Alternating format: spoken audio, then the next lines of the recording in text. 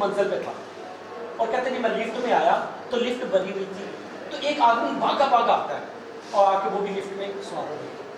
کہتے ہیں لفٹ نیچے جانا شروع ہوئی اور وہ بار بار اپنی گھڑی کو دیکھ رہا تھا، بار بار اپنی گھڑی کو دیکھ رہا تھا. اب جیسے لفٹ جا کے دوسرے فلور پہ جا کے رکتی وہ اس کی ٹینشن بڑھ جاتی، پھر مزید نیچے فلور پہ جا کے رکتی اس کی ٹینشن اور زیادہ بڑھ جاتی. تو اب اس نے بولنا شروع کر دیا دیکھیں کہ سبھی لوگوں کو ابھی جو ہے وہ نیچے اترنا تھا، کیا جو ہے وہ سبھی لوگ جو ہے وہ ایک ہی لفٹ میں سوار ہونا تھا، یہ ہوٹل ہی نہیں اچھا ہے انہوں نے اتنی کم لفٹیں رکھی ہوئی ہیں. کہتے ہیں کہ وہ لفٹیں تقریباً اس کے اندر 16 لفٹیں تھیں اور بڑی فاسٹ لفٹیں تھیں. لیکن وہ بندہ بولتا جا رہا تھا، وہ کبھی لوگوں کو جو ہے وہ تانا زنی کر رہا تھا، کبھی ہوٹل والوں کو کر رہا تھا، کبھی وہ کہہ رہا تھا جو ہے وہ میری جو ہے وہ فلائٹ ہے اور 5 منٹ اس میں باقی ہیں اور ابھی مجھے جو ہے وہ نیچے جانا اور یہ بار بار رک رہی ہے. اب وہ جیسے تیسے کر کے لفٹ نچلے والے فلور پہ جاتی ہے اور وہ بھاگ کے سب سے پہلے باہر نکلتا ہے اور جب باہر نکلتا ہے اور وہ جہاں پہ جو چیک آؤٹ ہونا ہوتا ہے، چیک آؤٹ ہوتا ہے کہ جب آپ نے اپنی ساری ہوٹل کی کلیئرنس جہاں پہ کرنی ہوتی ہے اور وہاں پہ جاتا ہے تو جا کے وہاں پہ وہ دیکھتا ہے ایک لمبی لائن اور وہاں پہ شور کرنا شروع کر دیتا ہے میری جو وہ فلائٹ نکل رہی ہے اور اتنی لمبی لائن لگی ہوئی ہے، ہوٹل والوں کی کوئی مینجمنٹ نہیں ہے، ان کو پرواہ ہی نہیں ہے. مینیجر بھاگا بھاگا سر کیا ہوا بتائیں. کہتے جی میرا جو ہے وہ میں لیٹ ہو رہا ہوں، میرا جو ہے وہ فلائٹ نکل رہی ہے، میری ابھی شٹل جو ہے وہ یہاں سے نکل گیا 2 منٹ رہ گیا شٹل کے نکلنے میں اور جو ہے وہ اتنی لمبی لائن لگی. کہتے سر نہیں آپ مجھے بتائیں میں آپ کا کلیئر کرتا ہوں. وہ مینیجر اس کا جو ہے وہ سارا کلیئر کرتا ہے. کہتے سر آپ کے اتنے پیسے بن گئے ہیں آپ مجھے وہ پے کریں اور وہ پاکٹ میں ہاتھ ڈالتا ہے. او میرا پرس اور میری ٹکٹ تو اوپر کمرے میں رہے. جلدی اتنی مچائی ہوئی ہے، لوگوں کو اتنا جو ہے تانا زن کر دیا اس نے، کبھی ہوٹل والوں کو اتنا زیادہ کر دیا اور خود اپنا پرس اور ٹکٹ کمرے میں بھولا. اب کیا ہوا شٹل نکل گئی، ادھر سے فلائٹ کا جو ٹائم تھا وہ بھی نکل گیا. اس میں مسئلہ کس کا تھا؟ جلدی کس نے اٹھنا تھا؟ اس آدمی نے اٹھنا تھا. ناشتہ جلدی کس نے کرنا تھا؟ اس نے کرنا تھا. چیک آؤٹ جلدی کس نے کرنا تھا؟ اس نے کرنا تھا. اپنا سارا سامان ریڈی کس نے کرنا تھا؟ اس نے کرنا تھا. اور الزام کس پہ دیا؟ باقی لوگوں کے اوپر ساری کا سارا الزام دیا کہ ان کی وجہ سے میری فلائٹ مس ہوئی. کہتے ہیں کہ وہ خاک خود اپنے چہرے پہ تھی اور ہم آئینہ صاف کرتے ہیں. خامی اپنے اندر ہوتی ہیں، پھر ہم سسٹم کو کہنا شروع کر دیتے ہیں کہ ہمارا ملک ہی ایسا ہے، ہمارے ادارے ایسے ہیں، ہمارا یہ سب کچھ ایسا ہے. پھر اپنے اندر خوبیاں لے کر اپنے اندر جو ہے وہ کوالٹیز لے کر آپ نے گرو کرنا ہے تو کوالٹیز بھی آپ نے ہی لے کر رکھنی ہوگی، اپنے صلاحیتیں بھی آپ کو ہی اپنے اندر ڈیولپ کرنی ہوگی. تو یہ ہمارے جو ٹائم ویسٹر ہے اس کی وجہ ہے. ناکامیوں کی بھی وجوہات ہوتی ہے نا، کوئی بغیر وجہ کے تو نہیں ناکام ہوتا، اس کی ایک وجہ ہوتی ہے. جیسے ناکامی کی ایک وجہ ہے کہ لوگ سستی بہت کرتے ہیں. سستی کیسے ہے؟ اب ہمارا ایک پورے کا پورا ملک جو ہے وہ چلا گیا تھا سستی کی وجہ سے، انگریزوں کے اندر چلا گیا تھا. اس کی سستی کا عالم یہ تھا کہ وہ بیٹھا ہوا تھا اور محل کے اندر سارے جو ہے وہ لوگ جو آخری کون سا تھا بادشاہ، بہادر شاہ ظفر تھا نا، وہ بیٹھا ہوا ہے اور انگریزوں نے حملہ کر دیا. سارے وہ آئے ہیں اور ادھر سے سارے جو ہے ان کے ورکر جو تھے وہ بھاگ رہے ہیں، کوئی ادھر بھاگ رہا ہے کوئی ادھر بھاگ رہا ہے، اپنی جان بچانے کے لیے بھاگ رہے تھے. لیکن وہ بڑے آرام سے تک تو بیٹھا ہوا. اچھا دیکھنے جب آئے ہیں انہوں نے کہا یہ تو بہت بہادر ہے، یہ تو یہاں سے اٹھا ہی نہیں ہے، یہ باقی ڈر کے بارے میں آگے ہیں، یہ نہیں اٹھا یہ نہیں گیا. جب اس سے پوچھا گیا کہ آپ کیوں نہیں بھاگے؟ کہتے ہیں کہ مجھے جوتا پہنانے والا کوئی نہیں. یعنی کہ اس کے سستی کا اتنا عالم ہے کہ اپنا جوتا بھی پہننے کو وہ تیار نہیں، اپنی جان بچانے کے لیے اپنا جوتا پہن کے بھاگنے کے لیے بھی تیار نہیں. یہ نااہلی تھی اس کی، جس وجہ سے ہمارا ملک جو ہے مغل ہماری حکومت تھی، پورے کشمیر میں ہماری حکومت تھی. یہ خامیوں کی وجہ سے ہم ڈاؤن جاتے ہیں، خوبیوں کی وجہ سے ہم اوپر. خوبیاں تھیں تو ہم یہاں دیکھ کے زیادہ ملک لے لیا تھا، پھر خامیاں آ گئی. جب خوبیاں آئیں گی تو ہم کچھ غلط ہوں گے، جب خامیاں آئیں گی تو ہم ڈاؤن ہوں گے. اچھا ایسے ہوتا ہے کہ ایک آدمی جو ہے وہ ایک آتا ہے، بادشاہ کا دربار لگا ہوتا ہے، ایک آدمی وہاں پہ آتا ہے، کہتا ہے جی بادشاہ سلامت میرے اندر ایک بہت بڑی صلاحیت ہے. کہتے جی کیا صلاحیت ہے تمہارے اندر؟ کہتا بادشاہ سلامت اگر میں یہاں پہ کھڑا ہوں ایک دوسری سوئی میں وہاں پہ لگا دوں، ادھر سے میں ایک نیڈل ایک سوئی پھینکوں گا تو وہ اس کو سوراخ میں جا کے اٹک جائے. बादशाह कहता जी लोग तुम्हारे अंदर तो बड़ी सलाहियत है, चलो जी करके दिखाओ। वो एक नीडल, एक सुई दूर करके लगाता है और एक दूसरी सुई ऐसे जोर से फेंकता है उसकी तरफ, वो सुई उसके सुराख में जाकर अटकती है। जब वो सुई उसके सुराख में जाकर अटक जाती है और सारे जो है वहाँ पे उसके लिए खिलाते हैं, माशाल्लाह क्या बात है, बड़ा इसने कारनामा किया। बादशाह जी दरबान को बुलाता है, जी लाओ इसके लिए इनाम कराम लेकर आओ। दरबान आता है हाथ में तश्तरी रख के, उसके अंदर इनाम की जो वो थैलियाँ वो लेकर उसके लिए आता है, उसको थैलियाँ पेश की जाती हैं। वो जब थैलियाँ उसको पेश की जाती हैं बड़ा खुश होता है जी कि मुझे जो है वो अपनी महारत का मुझे इनाम मिला है। तो फिर बादशाह जो है ना थोड़ी देर के बाद उसको कोड़े वाले को बुलाता है, कोड़े वाले को बुला के लाओ। कोड़े वाला आता है, उधर से उसका रंग फक हो जाता है, पता नहीं क्या होने लगा।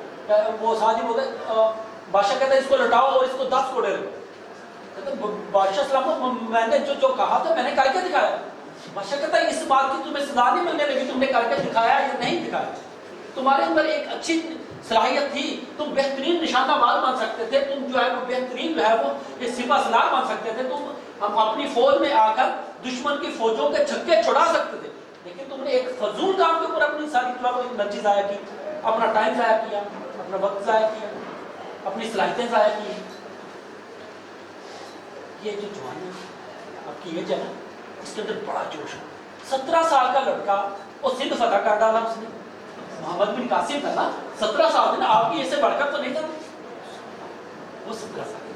अगर आप 17 साल की एज में अगर देखिए, मैं आपको एक चीज बता देता हूँ, उसमें आप अंदाजा कीजिएगा कि एक किस तरह से वो इतनी एज में, आपकी जैसी एज में लोग ग्रेजुएट हुए। एक लड़का था, वो हाथ बांधे ऐसे बड़े गौर से देख रहा था कि ये जो इंजन है ये कैसे चल रहा है, बड़ा बस गौर से उसको देखे जा रहा था। वो पहले कहता नहीं कि ये जो चलते थे जो है वो घोड़े खींचते थे गाड़ियों को, अब ये खुद से चल रहा है।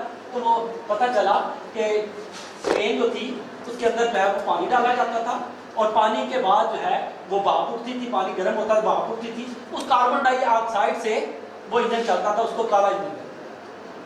उसने सोचा कि मैं क्यों ना जो है वो ऐसी गाड़ियां तैयार करूं जो कि बगैर घोड़ों के चले और बगैर भाप के भी चले। उसने काम करना शुरू कर दिया। उसने काम क्या किया, उसने जो है वो अपना फार्म हाउस जो था उसके अंदर उसने गाड़ियां जो है वो उसकी वर्कशॉप बना दी और उसके ऊपर महारत सीखना शुरू कर दी कि गाड़ी बनती कैसे है। उसे कुछ अच्छा लगा, तो 2-3 साल लगे ऐसा करने में और वो एक्सपोर्ट हो गया। जब उसके एक्सपोर्ट हो गया तो फिर उसने जो है वो ऑटोमोबाइल जो थी कुछ कंपनियां उनके साथ रब्ता किया जो गाड़ियां हल्की फुल्की बना रही, कहता जी कि मैं एक ऐसी बेहतरीन गाड़ी बनाऊंगा जो खुद चलेगी। फिर उसने उनके साथ मिल के उनकी इन्वेस्टमेंट से 20 गाड़ियां तैयार की। 20 गाड़ियां तैयार की तो फिर उसने उसके बाद सोचा कि मैं खुद से ही बजाय कर दूसरों की इन्वेस्टमेंट लूँ, दूसरों को साथ मिलाऊं, मैं खुद से अपनी गाड़ियां क्यों नहीं तैयार कर। उसने अपनी गाड़ियां तैयार करना शुरू कर दी। 1 साल के अंदर उसने 1700 गाड़ियां तैयार की, 1700। फिर एक वक्त आया उसकी सलाहियत बढ़ चुकी थी, उसने 1 साल के अंदर 3500 गाड़ियां तैयार की। फिर एक वक्त आया कि वो एक दिन के अंदर 400 गाड़ियां तैयार कर रहा था, 400 गाड़ियां। फिर एक वक्त आया कि उसने ये गालपन टाइम जो था ये 1921 का टाइम था, उस वक्त उसने 1 साल के अंदर 50,000 गाड़ियां तैयार की, 1 साल के अंदर। और इसके बाद वाला जो उसका कारनामा है वो आज तक कोई रिकॉर्ड नहीं तोड़ सका। उसने 1 साल के अंदर 15 मिलियन गाड़ियां तैयार की,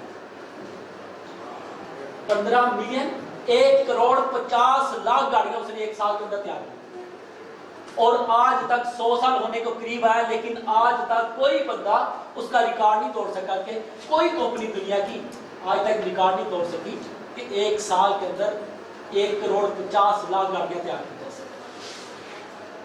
ये इसलिए जंग था, जंग बुरा, जोश जशीला। जब आप अपने अंदर सलाहियतों को लेके आते हैं तो बड़े बड़े कामों में। अच्छा, फिर उसमें उसकी सोच पता क्या थी? वो कहता है कि जब आपके अंदर जोश होता है, जज्बा होता है, कुछ करने का इरादा होता है ना, तो फिर आपका जिस्म भी काम नहीं करता, आपकी रूह भी वो काम करने के लिए आपका साथ देती है। तो फिर कहता है जब आप कामयाब होते हैं ना, तो कामयाबियां फिर आपको उकसाती हैं कि आप और ज्यादा आगे बढ़ो, कुछ और करके दिखाओ। और फिर वो जो कामयाबियां फिर आपके अंदर कुव्वत को बढ़ा देती हैं, आपके अंदर ताकत को बढ़ा देती हैं, आप कुछ करना। फिर यही जो था, कहते हैं कि میں پہلا جو بندہ تھا، میری پہلی یہ کمپنی تھی جس نے آفٹر سیل سروس دینا شروع کر دیا۔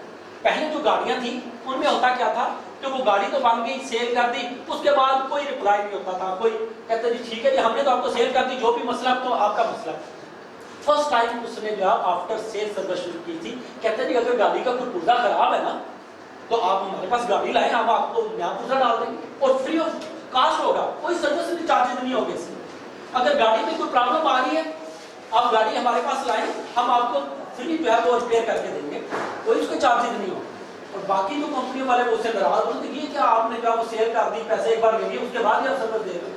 فرسٹ ٹائم دنیا میں اس نے آفٹر سیل سروس جو ہے دینا شروع کی اور اس کا نام تھا ہینری فورڈ۔ اور آج بھی اگر آپ امریکہ کی گاڑیوں کی آپ لسٹ چیک کریں تو سب سے جو ٹاپ پہ کمپنی ہے جنرل موٹر جو ہے اس کی ہے۔ آج بھی دنیا میں 100 سال گزرنے کے باوجود اس کی کمپنی سب سے ٹاپ پہ ہے، سب سے زیادہ اس کی سیل ہے۔ کیا نام بتایا آپ نے؟ جنرل موٹرز ہینری فورڈ کی کمپنی ہے، تو سب سے زیادہ ٹاپ اسی کا ہے۔ آج دیکھیں 100 سال گزرنے کو ہوئے، اس کا کوئی بھی بندہ اس کا چیلنج نہیں پورا کر سکا کہ 15 مہینوں 1927 میں اس نے جا وہ 1,50,00,000 گاڑیاں بنائی تھی۔ اور اگر 2022 کا ڈیٹا لیں تو آج اس وقت جو دنیا میں سب سے زیادہ جس کی سیل ہو رہی ہے وہ ٹویوٹا کمپنی، جو سب سے زیادہ بنا پا رہی ہے وہ ہے ٹویوٹا کمپنی۔ اور اس کی ابھی 2022 میں اس کا جو سب سے بڑا ریکارڈ ہے وہ ہے 80 لاکھ گاڑیاں بنانے، 1,50,00,000 پہ ابھی تک وہ نہیں پہنچ سکتا۔ تو جب آپ اپنے اندر جوش لے کر آتے ہیں، جذبہ لے کر آتے ہیں، کچھ کرنے کا ارادہ لے کر آتے ہیں تو پھر آپ لے کر آتے ہیں۔ اس میں بعض وقت ہمارا جو ٹائم ہے نا اس کی ویسٹیج ہمارے ایموشنس کی وجہ سے بھی آتا ہے، غصے کی حالت میں بھی آتا ہے۔ غصے میں ہم بہت جانگ ہے نا بڑی جلدی غصے میں آتے ہیں، غصہ بھی جو ہے وہ ہمارے ٹائم کو ویسٹ کرتا ہے۔ کہتے ہیں ایک دربار لگا ہوتا ہے، وہاں پہ ایک آدمی آتا ہے، کہتے ہیں بادشاہ صاحب میرے پاس 2 ہیرے ہیں، اگر آپ یا آپ کے دربار کے جو لوگ ہیں اگر وہ پہچان لیں کہ ایک اصلی ہیرا اس میں کون سا ہے، نقلی ہیرا کون سا ہے، تو جو اصلی ہیرا ہوگا وہ میں گفٹ کروں گا۔ سارے لوگ اس کو ہاتھ میں لے کر دیکھتے ہیں کون سا اصلی، دونوں کی شیپ ایک جیسی ہوتی ہے، دونوں کا وزن ایک جیسا ہوتا ہے، لیکن کوئی بھی بندہ اس کو پہچان نہیں پا رہا ہوتا۔ پھر ایسا ہوتا ہے کہ وہاں پہ دربار کے سارے لوگ جو ہے وہ خاموش بیٹھے ہیں، کوئی نہیں پہچان پا رہے۔ ایک آدمی اٹھتا ہے کہتا ہے بادشاہ صاحب اگر آپ مجھے اجازت دیں تو میں اس کے بارے میں بتا سکتا ہوں اصلی ہیرا کون سا، نقلی ہیرا کون سا۔ بادشاہ کہتا ہے یہاں پہ آنکھوں والے نہیں بتا سکے، تم نبینے ہو کر کیسے بتا سکو گے؟ کہتے ہیں بادشاہ صاحب مجھے آپ موقع دے کے دیکھیے۔ وہ آتا ہے آ کے کہتا ہے بادشاہ صاحب یہ والا اصلی ہیرا اور یہ نقلی۔ سارے دربار کے لوگ حیران، وہ آنے والا آدمی حیران، بادشاہ حیران، یہ کیسے ہو گیا، یہ سن کیسے اتنی جلدی پہچان کر لی اس کی۔ کہتے ہیں جی بادشاہ صاحب ہم آج جو ہے وہ اوپن ایئر میں بیٹھے ہیں، سورج کی روشنی آ رہی ہے، وہ ان کے اوپر بھی پڑ رہی تھی، ان ہیروں کے اوپر، اور جو اصلی ہیرا ہوتا ہے نا وہ گرم نہیں ہوتا، جو نقلی ہیرا ہوتا ہے جو شیشہ ہوتا ہے نا وہ گرم ہوتا ہے۔ ہم لوگ جو ہے نا ہلکے مزاج کے ہوتے ہیں اور پھر جلدی غصے میں آ کے اپنا